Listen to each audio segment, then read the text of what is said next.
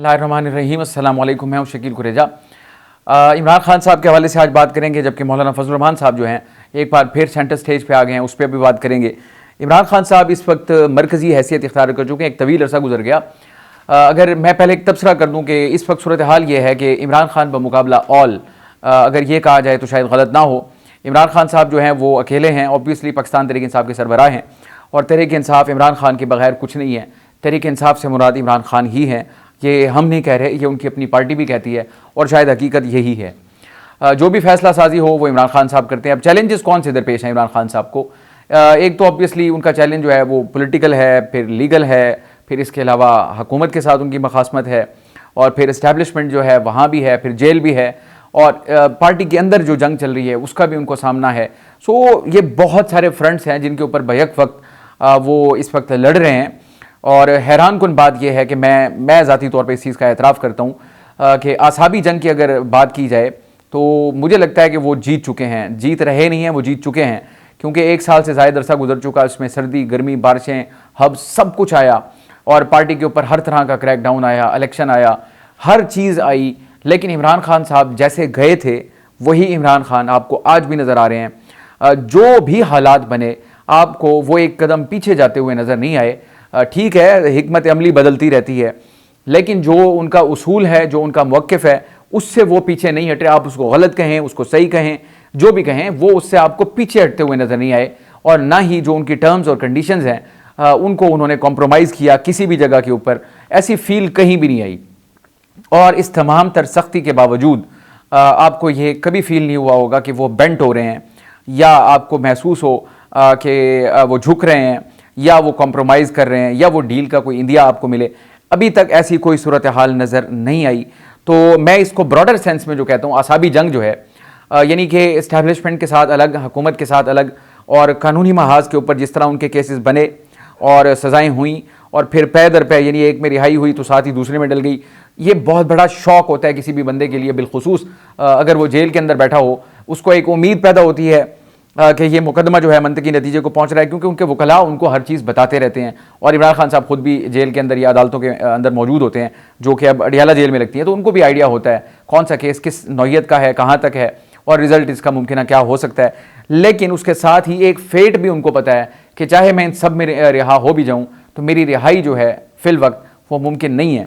इतने सारे प्रेशर्स के साथ वो जेल में बैठे हैं, लेकिन वो जिसको कहते हैं ना, उन्होंने ब्लिंक नहीं किया अभी तक, आंखें नहीं झपकी। ये बहुत बड़ी बात है। आज उनकी जो गुफ्तगू हुई, अब सूरत हाल ऑब्वियसली हम रोज़ बयान करते हैं, रोज़ एक बदलती सूरत हाल होती है। कल भी उन्होंने गुफ्तगू की अडियाला जेल के अंदर, आज भी उन्होंने गुफ्तगू की।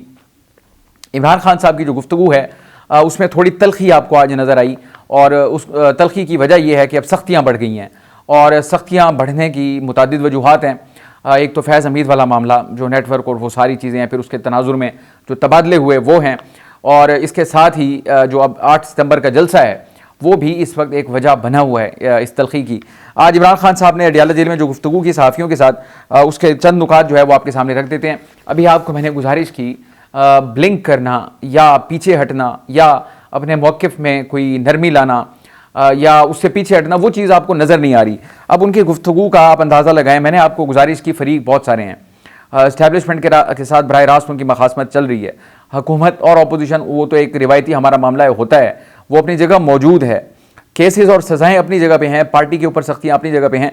आज उनका बयान देखें, वो ये कहते हैं कि अवाम को सियासी जमातें इकट्ठा कर सकती हैं, फ़ौज नहीं, और अगर ऐसा होता तो मशरक़ी पाकिस्तान न टूटता, और PTI वाहिद जमात है जो अवाम को मुत्तहिद कर सकती है। तो आपको इस जुमले के अंदर सब कुछ समझ आ रहा है। ये जो बांग्लादेश का मामला है वो एक पाकिस्तान की तारीख़ में एक हसास मौजू भी है, और अफवाज पाकिस्तान के लिए उसकी एक ख़ास अलग अहमियत भी है। तो इमरान खान साहब ने उस जो दुखती रग है उस पर भी हाथ रखते हैं बारहा वो। तो इससे आपको उनकी जो एक, आप कह लें, जो थॉट प्रोसेस है उनका, आपको वो वाज़ेह नज़र आता है कि वो किसी भी तरीके से किसी भी तरह कॉम्प्रोमाइज़ करने के लिए तैयार नहीं है। वो आँच को बवक्त ज़रूरत बढ़ा भी देते हैं। इसको आँच को बढ़ाना ही कहते हैं। आपको याद है ट्वीट वाला मामला, उसके ऊपर अभी मामला चल रहा है, यानी गद्दार कौन वाला जो ट्रेंड चला था। लेकिन उसके बावजूद उन्होंने फिर याद दिलाया, मशरक़ी पाकिस्तान और कौम को सियासी जमातें इकट्ठा कर सकती हैं, फ़ौज नहीं कर सकती। तो ये एक उनका तनकीदी जायज़ा है जिसका उन्होंने इजहार कर दिया। और एक मुल्क को जो दरपेश सबसे बड़ा चैलेंज है उसका भी उन्होंने जिक्र कर दिया। उन्होंने अंदर बैठ के, यानी कि मैं आपको बार बार कहता हूँ, वो अंदर बैठ के बड़े आगाह हैं सूरत हाल से। अखबार ऑब्वियसली वो पढ़ते हैं और उनके नुमाइंदे भी उनको मिलते हैं, ख़ुद वो साबिक वज़ीर आज़म हैं, तो उनको अच्छी तरह आइडिया है कि चीज़ें क्या होती हैं, स्टेट ऑफ अफेयर्स जो इस वक्त चल रहे हैं मामलात। तो आज उन्होंने मुल्क का जो सबसे बड़ा चैलेंज बताया, वो ये कहते हैं कि मईशत जो है इस वक्त मुल्क का सबसे बड़ा चैलेंज है, और जो मौजूदा सूरत हाल है उसके ऊपर उन्होंने तशवीश का इजहार किया कि सरमायाकारी जो है वो 50 साल की कम तरीन सतह पर आ गई है। तो ये उन्होंने इसके ऊपर अपना लबकुशाई की और उन्होंने कहा इस वक्त सबसे बड़ा चैलेंज है, और ये हकीकत है। लेकिन अगर मैं इसको थोड़ा एलैबोरेट कर दूँ, जब से कम अज़ कम मैंने सहाफ़त शुरू की, कोई 1.5 दहाई का अरसा गुजर चुका है, कम बेश 15 साल का, ये चीज़ या बाकी जो है वो तारीख़ में अगर पढ़ें तो आपको मईशत का चैलेंज जो है वो हर दौर में रहा, और हर दौर में टॉप पे जो है वो मईशत का चैलेंज रहा है। चाहे दहशतगर्दी का इशू था, लोड शेडिंग का इशू था, लेकिन एक जो कॉन्स्टेंट कॉम्पोनेंट है वो है हमारा माशी चैलेंज, कि कभी भी हम इससे आज़ाद नहीं हुए। हर मुल्क का होता है, लेकिन जो यहाँ के मईशत का चैलेंज है वो ये होता है कि लोगों की रोज़ी और रोटी जो है, बात वहाँ तक पहुँच जाती है कि रोटी भी दस्तयाब होना मुश्किल हो जाए, तो इसको मईशत का नेक्स्ट लेवल चैलेंज कहा जाता है फिर। और इमरान खान साहब ने एक और इजहार किया, उन्होंने कहा जो 22 अगस्त का जलसा मुलतवी हुआ उसके ऊपर कारकुनान शदीद नाला हैं, गुस्से में हैं, और वो बुरा भला भी कह रहे हैं, और पार्टी के अंदर इस इशू के ऊपर लड़ाइयाँ ख़त्म नहीं हो रही। यानी कि एक बड़ा मौजू बना हुआ है। उसकी बुनियादी वजह ये बनी कि बिल्कुल एंड टाइम के ऊपर जो मुलतवी हुआ और जिस अंदाज से मुलतवी हुआ उसकी सबसे ज़्यादा जो वजाहत थी वो अलीमा खान साहिबा ने कर दी थी, जिसकी वजह से कारकुन के अंदर एक गम व गुस्से की लहर है जो इमरान खान साहब तक भी पहुंची है, और आज उन्होंने उसका इजहार कर दिया है। तो उन्होंने कहा बाकी तमाम पार्टियों को जलसों की इजाज़त है, और हम एक वाहिद पार्टी हैं जिसको जलसे की इजाज़त नहीं मिल रही। जलसे की इजाज़त उनको ज़रूर मिलनी चाहिए, और तहरीक इंसाफ को भी ये चाहिए कि वो अपना एतमाद जो है उसको बहाल करे। जो वजूहात या जो स्टिग्मा उनके साथ अटैच हुआ है वो उतरेगा तो फिर इनको पॉलिटिकल स्पेस ऑब्वियसली मिलेगा। एक और आज इमरान खान साहब ने अपना फैसला जो है वो सुना दिया, और फैसला उनका ये है उन लोगों के लिए जो पार्टी को छोड़ कर गए। पार्टी को छोड़कर जाने वाले उन्होंने 2 कैटेगरीज में डिवाइड कर दिए। एक तो वो हैं जिन्होंने खूब मज़े लिए और जब मुश्किल वक्त आया वो छोड़ के चले गए, और एक वो हैं जो कि जिनके ऊपर शदीद दबाव आया, उन्होंने सख्तियाँ काटी और उन हालात से मजबूर होकर, क्योंकि इमरान खान साहब खुद भी ऑन रिकॉर्ड हैं कि ठीक है आप प्रेस कॉन्फ्रेंस कर दें, जान छुड़ा लें, ये बयान उनका था। तो उन्होंने 2 कैटेगरीज में डिवाइड किया। जो कि बआसानी चले गए मुश्किल वक्त में, उनका तो उन्होंने कहा बिल्कुल मैंने फैसला किया है वो किसी भी तौर पर पाकिस्तान तहरीक इंसाफ का हिस्सा नहीं बनेंगे। अलबत्ता जिन लोगों ने सख्तियाँ बर्दाश्त की या वो अंडरग्राउंड चले गए, तशद्दुद भी बर्दाश्त किया, बहुत सारे नुकसानात बर्दाश्त किए, वो इत्मीनान रखें, उनके लिए अच्छा फ़ैसला होगा। तो अब इस क्यू के अंदर तो बहुत सारे लोग हैं, बिलखुसूस अगर मैं बात करूँ फवाद चौधरी साहब ऑन टॉप, वो खुद आज भी अपने आप को कहते हैं कि मैं तहरीक इंसाफ का हिस्सा हूँ। अब उन्होंने सख्तियाँ भी बर्दाश्त की हैं, क्या वो इमरान खान साहब का जो एक सर्टन लेवल है उस हद तक उन्होंने बर्दाश्त की हैं या नहीं की, यानी कि वो क्वालिफाई करते हैं तहरीक इंसाफ में वापस आने के लिए या नहीं करते, इसका फैसला इमरान खान साहब करेंगे। बहरहाल उन्होंने आज अनाउंस कर दिया कि ये 2 कैटेगरीज हैं, यानी कि ये मैं इंटरप्रेट कर रहा हूँ उसको कि एक तो वो है जो छोड़ के चले गए मुश्किल वक्त में, उनके लिए दरवाज़ा मुकम्मल तौर पर बंद है, और जिन्होंने सख्तियाँ और तकालीफ बर्दाश्त की उनके बारे में फैसला इमरान खान साहब खुद करेंगे। तो ये आज उन्होंने वाज़ेह कर दिया। इसके अलावा उन्होंने एक और बात की कि 3 हफ्ते गुजर गए, मेरा बच्चों से फ़ोन पर बात नहीं करवाई जा रही। ये भी ना मेरा ख्याल है ना इंसाफ़ी है। कानून इजाज़त देता है, पहले बात होती रहती है, तो ये बात ज़रूर होनी चाहिए उनकी। वो एक सियासी कैदी भी हैं, साबिक वज़ीर आज़म है मुल्क के। अगर साबिक वज़ीर आज़म के साथ ये ट्रीटमेंट होता है तो ये रिपोर्ट सारी दुनिया में जाती है। इमरान खान साहब की हर खबर आलमी मीडिया के ऊपर जाती है। अगर वहाँ पे ये रिपोर्ट जाएगी तो हमारा जो अदालती निज़ाम है या निज़ाम इंसाफ है या हुकूमत है, उसकी साख के ऊपर एक क्वेश्चन मार्क आता है। इसको इंसानी हकूक़ के तनाजुर में देखा जाता है कि यहाँ पे इंसानी हकूक़ की क्या सूरत हाल है कि एक साबिक वज़ीर आज़म के साथ इस किस्म का बर्ताव किया जा रहा है। एक और चीज़ का आज इमरान खान साहब ने एतराफ़ किया, मैंने कल भी गुजारिश की थी, उससे पहले भी की है। इस वक्त इमरान खान साहब के ऊपर सख्तियाँ जो हैं वो बहुत ज़्यादा बढ़ रही हैं। अब उसका इजहार इमरान खान साहब खुद कर रहे हैं। आज भी उन्होंने किया, आज से चंद दिन पहले उन्होंने ये बात की थी कि मेरे सामने जो एहलकार ड्यूटी करता था उसको मुझसे दूर कर दिया गया ताकि दरम्यान में फासला आ गया और मैं उससे बात ना कर सकूं। एक तो ये हो गया, फिर अमला चेंज कर दिया गया। ऑब्वियसली आप एक लाइज ऑन हो जाता है आपका अमले के साथ, तो अमला सारा नया आ गया, और जो अमला आया है मुझे ऐसा महसूस होता है कि इस वक्त वो उनकी कंडीशन जो है ख़ुद बड़ी खौफ वाली कंडीशन होगी कि जिन हालात में उनको यहाँ पर लाया गया है और उनके आने से पहले जो कुछ यहाँ पे हुआ, एक ऑपरेशन जिसको कह लें कॉम्बिंग ऑपरेशन एक किस्म का हुआ, तो अब वो खौफजदा ऑब्वियसली होंगे और वो कॉशियस भी हैं इस हवाले से। तो इमरान खान साहब को ये सारी वाइब्स आ रही हैं जिसका आज उन्होंने इजहार किया। उन्होंने कहा जितने हालात ख़राब हो रहे हैं उतनी सख्तियाँ बढ़ाई जा रही हैं। तो इमरान खान साहब का ये एतराफ़ करना कि सख्तियाँ बढ़ाई जा रही हैं, मेरा ख्याल है ये भी एक पैगाम है। और इसके अलावा उन्होंने शिकवा किया कि पार्टी लीडर्स और वकला से मिलने नहीं दिया जाता, तो ये भी एक सख्ती का पहलू है। बच्चों से बात ना करवाना वो भी एक सख्ती का पहलू है।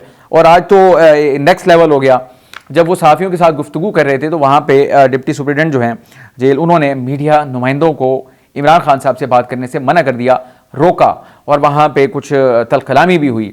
और इमरान खान साहब ने कहा कि अदालत का हुक्म है, मैं बात कर सकता हूँ, तो आप क्यों बीच में हायल हो रहे हैं, आप दरमियान में ना आए, हायल ना हो। तो यानी कि बात यहाँ तक पहुँच गई है कि वो तार जिसके ज़रिए इमरान खान साहब का पैगाम बाहर आता है या ख़बर आती है जो आपको हम बयान करते हैं, उसको भी काटने की कोशिश की जा रही है। तो ये भी सख्ती का एक उनसर है। वजूहात इसकी बहुत सारी हैं, लेकिन वो जो मामला है अल्टीमेट जो बज़ाहिर लगता है मिलिट्री कोर्ट में इनके ट्रायल का सूरत हाल उस तरफ भी जा रही है, इसमें कोई शुबा नहीं है। उसका इजहार भी इमरान खान साहब कर चुके हैं। लेकिन अगर ज़रूरत पड़ी, जो कि बज़ाहिर लग रहा है, क्योंकि ये इस तरह बात करने से रोकना वगैरह वगैरह ये चीज़ें अगर कट ऑफ करनी है सारी, तो फिर हो सकता है इमरान खान साहब का।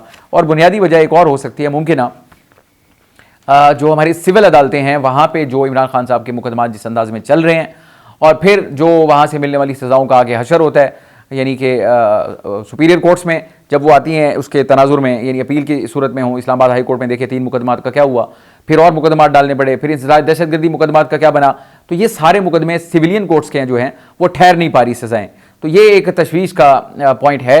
बहरहाल अब हो सकता है वो उनको फिर उस तरफ ले जाया जाए, वो एक तवील अरसा होगा। इन्हीं चीज़ों के ऊपर आज अलीमा खान साहिबा ने भी गुफ्तगू की और उन्होंने भी ये इस चीज़ का इजहार किया कि इमरान खान के ऊपर सख्ती बढ़ रही है। उन्होंने कहा इमरान खान पर अब सख्ती शुरू कर दी गई है, हमारे घर के लोगों को मिलने नहीं दिया जाता और 3 लोगों से ज़्यादा किसी को बानी पीटीआई से मिलने की इजाज़त नहीं दी जा रही। तो उन्होंने भी शिकवा किया और उन्होंने इस खदशे का भी इजहार किया कि एक और सज़ा इनको अब दी जाने वाली है और फिर उसका जो अपील का प्रोसेस होगा वो 3-4 महीने का होगा, यानी हाई कोर्ट का ये जो 190 मिलियन पाउंड वाला है। तो अलीमा खान साहिबा के मुताबिक इसमें सज़ा उनको होने वाली है। फिर इसका प्रोसेस अपील का सारा वो चला जाता है हाई कोर्ट में और वो लंबा अरसा चलता है। तो फिर अलीमा खान साहिबा का मौक़िफ़ ये है कि इमरान खान साहब को अभी अनकरीब जेल से बाहर आता हुआ वो नहीं देख रहे। ये तो इमरान खान साहब के मामलात हैं। आसाबी जंग जो है वो जारी है और उसमें इमरान खान साहब मुझे नहीं लग रहा कि एक भी कदम, एक भी इंच पीछे हटे हों, बावजूद तमाम तर दबाव के और तमाम तर जो बड़े फरीक हैं उनके मद्दे मुकाबिल होने के बावजूद। अब आ जाते हैं सर मौलाना फजल रहमान साहब। मैंने गुजारिश की सेंटर स्टेज के ऊपर हैं, एक तवील अरसा गुजर गया, सियासी वज़न उनका बहुत है, इसमें कोई शुबा नहीं है, जिसकी वजह यह है कि अब तहरीक इंसाफ भी उनके दर पर हाजिर होती है। सदर मुमलिकत इसी हफ्ते आपको याद है हमने गुजारिश की थी वज़ीर दाखिला के साथ, और याद रहे वज़ीर दाखिला मोहसिन नकवी साहब किसके नुमाइंदे हैं, किस तरीके से मुंतखब हुए, तो वो भी साथ थे, जरदारी साहब भी साथ थे। वो मौलाना से मिले, फिर उसके बाद मौलाना साहब चौधरी शुजात हुसैन के पास गए और याद रहे चौधरी शुजात हुसैन साहब एक बहुत बड़ा पिलर हैं, बावजूद इसके कि वो अलील हैं, लेकिन उनका रोल जो है पॉलिटिकली वो बड़ा अहम है। तो मौलाना साहब उनके पास गए, सब मौलाना के पास आ रहे हैं, मौलाना उनके पास चल के गए। और आज फिर शहबाज शरीफ साहब जो कि वज़ीर आज़म हैं, वो भी डिप्टी प्राइम मिनिस्टर इसहाक डार साहब थे, फिर वज़ीर दाखिला साहब थे, वज़ीर इत्तलात थे, भारी भरकम वफ्द के साथ वो फिर मौलाना साहब के घर हाजिर हुए और जाके उनसे मुलाकात की। और बज़ाहिर मैंने पिछली वीडियो में भी गुजारिश की थी कि मौलाना साहब जो है रिवायती तौर पर, मैंने कहा रिवायती सियासतदान हैं, मौलाना साहब हों या ये हुकूमती इत्तेहाद हो, जबकि तहरीक इंसाफ जो है वो गैर रिवायती वो वाली सियासत नहीं कर रही जो कि रिवायती ये सियासतदान हैं, तो ये इनसे आउट हैं बिल्कुल। और बड़ा मुश्किल था कि मौलाना फजल रहमान साहब, आज भी मैं कहता हूँ, तहरीक इंसाफ के पल्ले में वज़न डालें अपना। वजह 2 वजूहात हैं उसकी। नंबर 1, माजी मैंने पहले भी गुजारिश की थी, माजी बड़ा तल्ख है दोनों जमातों का, और फिर आप अगर नज़रियात भी देखें तो उसमें भी बड़ा फ़र्क है। फिर जो कुछ मौलाना साहब के साथ तहरीक इंसाफ ने किया बतौर अपोजिशन, बिलखुसूस इमरान खान साहब खुद, कोई भी जलसा ऐसा नहीं होता था जहाँ डीजल डीजल डीजल का नारा ना लगे। इमरान खान साहब नहीं भी लगाते थे तो कारकुनान शुरू हो जाते थे। तो वो एक अपनी जगह हिस्ट्री मौजूद है। और सबसे अहम बात यह है, इमरान खान साहब इस वक्त मौलाना को क्या ऑफ़र कर सकते हैं, ये सबसे बड़ा क्वेश्चन है, क्योंकि अभी उनकी पॉलिटिकल फेट अपनी जो है उसके ऊपर क्वेश्चन मार्क है। और मौलाना फजल रहमान साहब के बारे में कहा जाता है कि वो कच्ची मिट्टी के ऊपर पाँव नहीं रखते, तो अब उनका डिसाइसिव रोल है कि वो वज़न किस तरफ डालते हैं। ये एक बहुत बड़ा सेटबैक हो सकता है तहरीक इंसाफ के लिए, अगर मौलाना फजल रहमान साहब अपना वज़न जो है वो तहरीक इंसाफ में डालते हैं। लेकिन जिस अंदाज से उनका मुलाकातें हो रही हैं और जिस स्पीड से मामला चल रहे हैं, बज़ाहिर ये महसूस होता है कि शायद हुकूमत जो है, क्योंकि हुकूमत के पास तो ऑफ़र करने के लिए बहुत कुछ होता है, वो उनको कहीं भी अकोमोडेट कर सकती है। अगर वो उनको अकोमोडेट कर लेती है तो ऑब्वियसली तहरीक इंसाफ के लिए एक सेटबैक ज़रूर होगा, क्योंकि उम्मीद थी, इसकी वजह से उन्होंने मुताद्दिद मुलाकातें की, कमेटी बनी, हर तरह का उनके साथ यानी राब्ता बहाल करने की कोशिश की गई, जो भी अंदरूनी खाना एफर्ट्स हो सकती थी पॉसिबल वो की गई। लेकिन हुकूमत को इस चीज़ का एहसास है कि मौलाना फजल रहमान साहब और PTI अगर इकट्ठे होते हैं तो ये एक बहुत बड़ा चैलेंज उनके लिए माउंट हो सकता है। इसलिए टॉप लेवल के ऊपर खुद जरदारी साहब जो कि सदर मुमलिकत हैं, फिर शहबाज शरीफ साहब, फिर वजीर दाखिला, दूसरी मीटिंग उनकी, तो एक जिसको उर्फ़ आम में कहा जाता है, मैं अज्यूम करता हूँ एक गारंटर, यानी कि गारंटर जो है, गारंटीज़ कहाँ से चाहिए होती हैं ये आपको पता है। और वजीर दाखिला साहब जो हैं वो तो उसके ऊपर तो ये कह चुके हैं, राना सनाउल्लाह साहब जो कि खुद साबिक वज़ीर दाखिला हैं, वो उन्होंने एक टॉक शो के अंदर अर्लियर डेज़ में कहा था कि 2 वज़रा जो हैं हमारी हुकूमत कायम रहने की गारंटी है एक किस्म की। मतलब उन्होंने लाइटर नोट पे ये कहा, लेकिन पैगाम उन्होंने बड़ा सख्त पैगाम लाइटर नोट पे दिया। 2 वज़रा कौन से? एक वज़ीर दाखिला मोहसिन नकवी साहब हैं और एक हमारे वज़ीर ख़जाना औरंगज़ेब साहब, मोहम्मद औरंगज़ेब साहब।